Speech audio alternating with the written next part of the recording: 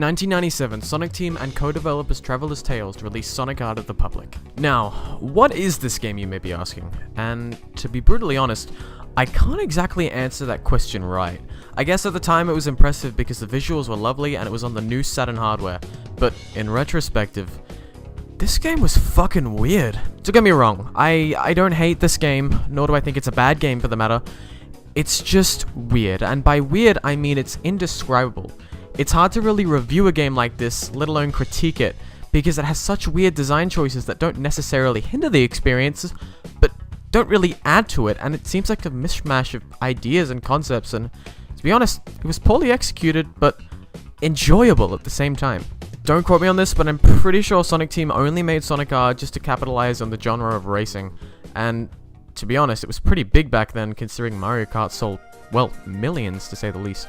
And there's nothing wrong with this. I mean, I would cash into the genre too. You know, you get your good mascot, you slap it on the cover, and you sell millions. It's racing, yeah.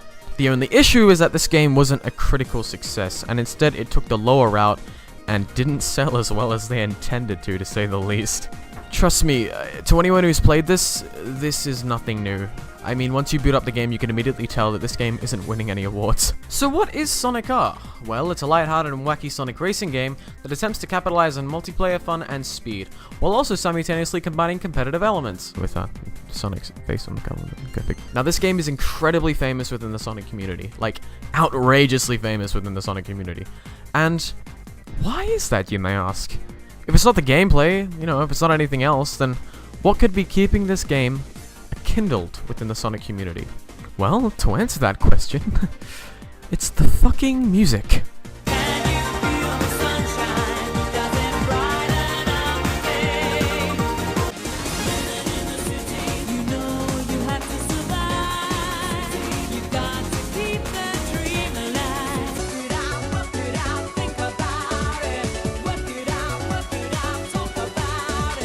But anyway, enough shitty unfunny jokes, let's get into the meat of this game. Right off the bat, we're greeted to a 3D render of Sonic, Tails, and Knuckles all running. Yeah. That's, I don't know, it seemed better in my head than out loud, but, yeah, this, And then, after pressing the start button, which is a task in itself, we're greeted to the most mediocre menu in all gaming history. Ooh. The sexual tension. You got your single player, you got your multiplayer, you got your time attack, and you got your options. Yeah, no joke here, yeah. In the character select screen, we're greeted to 10 different characters that all have different gameplay. Kind of. You got your Snock, you got your Fox, you got your Naggles, you've got Bitch in a Cup, and of course, Dr. Phil. But on top of this, you've got Robo Snock, Satan, Tin Can Nipples, and Metal Dr. Phil. Once you've picked your shitpost of a character, you're then taken to the stage select. The stage select offers 5 different courses, with 1 being unlockable. Resort Island is a beach-esque island stage that makes use of the water gimmick. Radical City is the most shitty and weird-looking city stage of all time. Regal Ruin is a tribal-esque, go figure, ruin area that makes use of multiple pathways. Reactor Factory is a fucking pain. And finally, Radiant Emerald is Sonic R's equivalent of Rainbow Road. The stage design is diverse and interesting and enough to keep people engaged. There's nothing inherently wrong with it, but there are some flaws here and there. The real pain is trying to find the goddamn fucking collectibles in this stage because they're almost impossible to get on a single run. You wanna know the really interesting and cool thing about these stages? Something that'll make you go wow? Alliteration! Every stage in the game starts with an R. You know what that means? Sonic R. Isn't that neat? It's not. Let's now talk about the abilities that each character has and how it makes them different from the others. Sonic is equipped with a double jump that makes shortcuts and fucking stage exploitation a breeze. Tails is able to sorta kinda fly, I guess. It's more he can hover in the air for about 4 seconds. He's fucking useless. Knuckles can glide and can easily keep up with Sonic, making him probably one of the viable picks. Now when it comes to Amy, I have no fucking clue what Amy does that's useful in the slightest. Seriously. She's probably the slowest of all fucking characters. She has nothing defining about her apart from her shitty little putt-putt mobile. And to make up for this, what do you think she has that'd probably give her an advantage over other players? Nothing! She has a single fucking speed boost! And it'll get you up to 4th place max! I don't know if you could tell, but Amy's inclusion in this game is enough to piss me off and send me off the fucking rails. Metal Sonic is just Diet Sonic without the double jump, except I think he can run on water. Tails doll, how about I just let the footage do the talking? I love I love how the music just plays like... Oh, shit, I can't slow down! What the f... I can't slow down! You physically cannot slow down. There's no brakes on the tail-stole rape train. Oh, what does he do? He just hovers. What is this movement he does? Like, what's it mean? If I don't get first, I don't win. I don't get the Chaos Emeralds. So that means all the work I've done to obtain these two pathetic fucking gems, it goes to shit. And I'm pretty...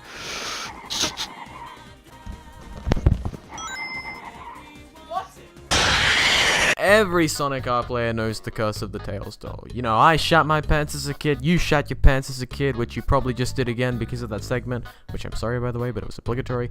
And I'm pretty sure everyone else in this world did. It's kind of one of the reasons why people remember Sonic R, just because of a made-up creepypasta that someone made about the character. I mean, he always has this eerie, weird atmosphere to him, but there was nothing inherently creepy about him. I guess it's just the fact that he seems like he's possessed? I don't know, the Archie comics do a good job of clearing this up though, and they make him out to be like a sentient robot or something. I don't know, but anyway, moving on. Metal Knuckles is literally Knuckles, but he can also run on water. They didn't put a lot of effort into these characters. And finally, Egg Robo is the tryhard in gym class. To unlock Metal Sonic, Tail Stole, Metal Knuckles, and Egg Robo, you have to collect 5 coins that are hidden in a stage. Then you have to face off against that character in an extra race. I really wouldn't have an issue with this if the coins didn't give me a fucking aneurysm every 10 seconds to try to look for one. You also have to come in 1st, 2nd, or 3rd place, which, I don't know, I had a joke for this, but, now that I think about it, that's pretty fair. What's not fair are the fucking Chaos Emeralds. The Chaos Emeralds work like this. There's 2 max hidden within a stage, in every stage, apart from Radiant Emerald. In every one of these stages there are ring gates, and there is usually a secret coin or an emerald behind it. You need to collect a certain amount of rings to open this gate so you can collect the Chaos Emerald. It's especially frustrating when there's more than 1 Chaos Emerald in the stage, so not only do you have to grind out for rings, but you also have to collect both, as well as coming in 1st place. This is a challenge within itself, but you know what's an even bigger challenge? Dealing with the fucking CPU! They're either batshit retarded, or they're god-tier players that played in a fucking league tournament. Seriously. I know I keep rambling and complaining about this, but it's not as bad as I make it out to be. Well, I mean, there is one stage that can suck my fucking nuts. What I love about Reactive Factory is that it makes you wait for both Chaos Emeralds. Not only do you have to go through both ring gates, but you also have to wait a solid 5 seconds for them to shoot out. It's fucking bullshit. It's actual bullshit. Like, I could imagine you being able to do this with a 5-lap system, but not a 3-lap system. Why? Anyway, enough rambling. After beating the stages, getting all the Chaos Emeralds, getting all the coins, you're taken to the ending victory screen. The image at the end of the game depends on the character that you played through the game with. If you've beaten Radiant Emerald with, say, Amy, you'll get the Amy ending, although I don't know why you'd want to play fucking Amy!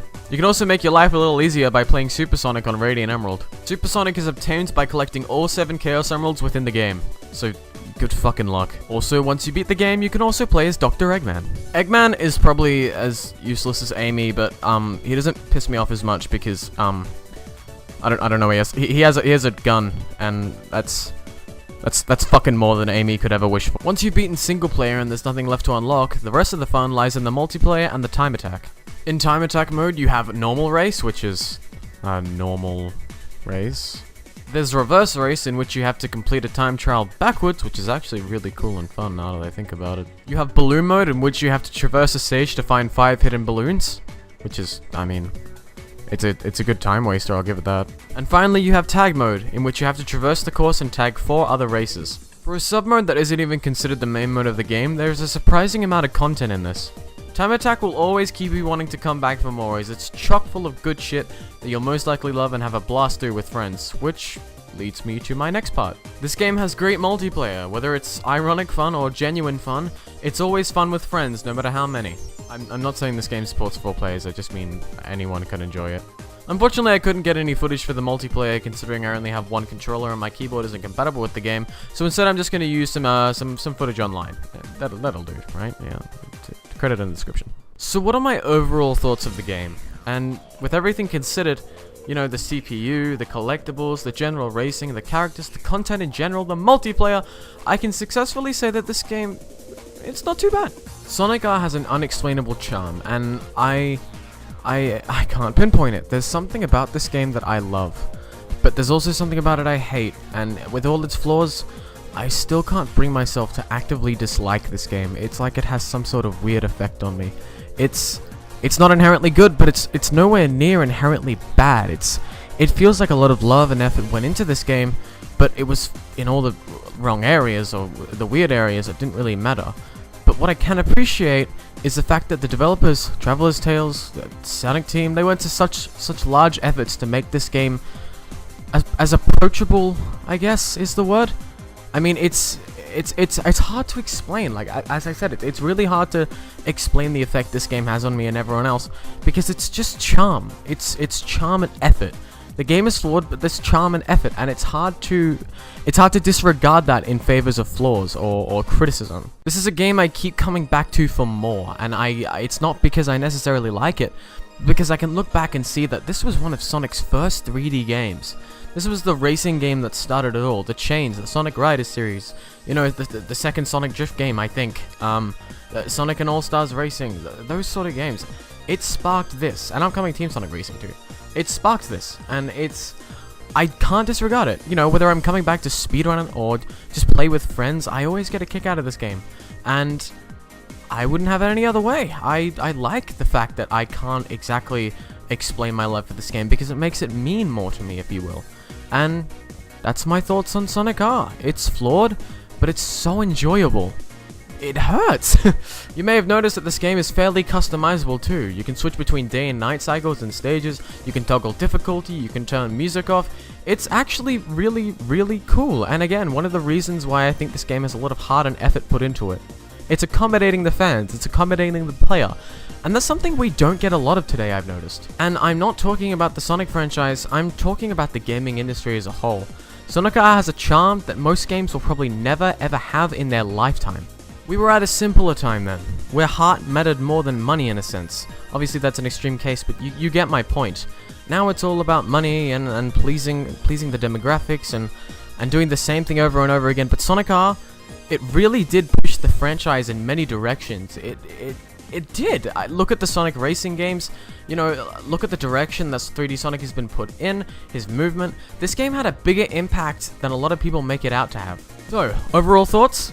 Do play Sonic R, please. It's heart, it's soul, but it's flawed, so keep that in mind. Anyway, thank you all for watching. I hope you really enjoyed this review. This is the start of something I haven't really tried out before, more comedic, more, in a sense, factual reviews as well. But this is something I plan to do a lot more on my channel, and what better to start off with Sonic R, the game that everyone loves to hate. In fact, let's call this review Sonic R, the most loved, hated game. Until my next video, sayonara.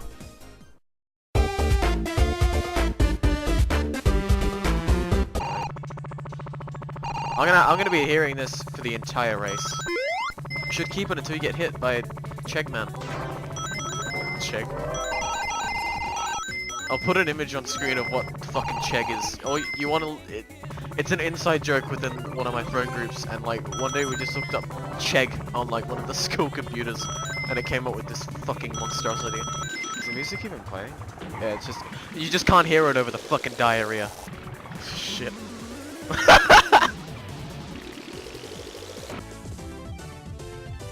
Shut up, I did my fucking best, you freak. So take me back in time. My name is Jeff. What do you call those Japanese death rituals? Yeah, fuck you, game. Piece of shit. Look at these, like, enlarged fucking JPEGs of the buttons. They look like they've been compressed, like, at least 15 times before put into the game.